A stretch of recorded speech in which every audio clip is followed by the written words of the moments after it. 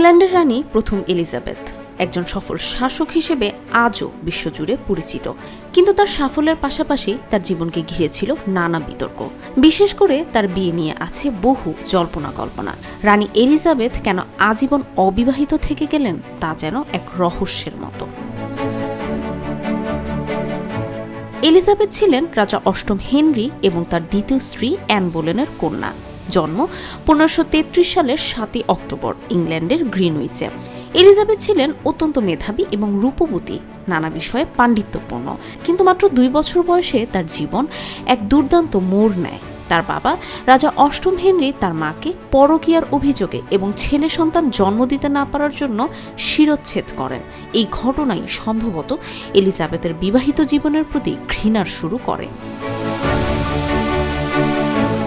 তাছাড়া তার half sister ম্যারির বিয়েও ছিল বিষময়। ম্যারি বিয়ে করেছিলেন স্পেনের রাজা দ্বিতীয় ফিলিপকে। তাদের বিয়ে পরবর্তী জীবন মোটেও সুখের ছিল না। এসব ঘটনা দেখে বিয়ের প্রতি এলিজাবেথের মন উঠে যায়। তবে রানীর নারীত্ব নিয়েও নানা গুজব রটেছে। অনেকে বলতো তিনি আদতে একজন পুরুষ।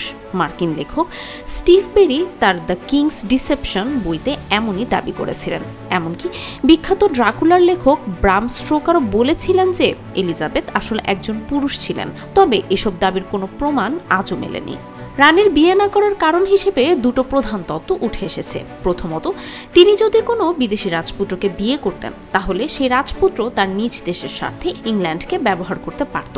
আর দ্বিতীয়ত, যদি তিনি দেশের কাউকে বিয়ে করতেন তাহলে তা দলগত দ্বন্দ্বের জন্ম দিতে পারত। রানীর মতে তার দেশ এবং সাম্রাজ্যই ছিল তার আসল স্বামী। এই জন্য তিনি আজীবন অবিবাহিত থাকলেন এবং নিজেকে ভার্জিন কুইন হিসেবে তুলে ধরলেন।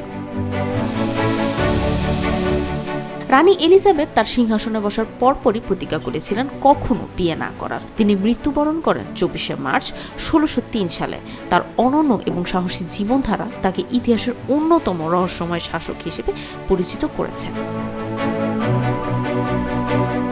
বুশরা সুলতানা, RTV।